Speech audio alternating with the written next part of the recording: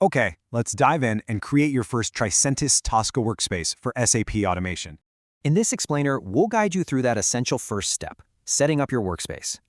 Here's the plan. We'll cover what you need, how to create the workspace, what subsets are, and how to share them. First up, let's make sure you have everything you need before we get started. You'll need Tosca 16 installed and the SAP Specialist TSU file from the Tricentis Academy. All right, let's jump into Tosca Commander and actually create this workspace. It's a simple 5-step process. Just follow along to get everything set up correctly. So what's the deal with that TS2 file we just used? It's a key concept called a subset. Basically, think of it as a starter kit. It's packed with reusable components to jumpstart your work. And it's really important to know the difference between the standard and the SAP-specific subsets. This is exactly why we use it. It gives you a massive head start with ready-made components. This means a ton of the building blocks for interacting with SAP are already there for you. All right, let's switch gears and see how subsets make it easy to share your work.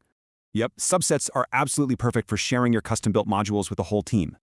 When you're ready to share, you just export your modules as a new subset file. It's that simple.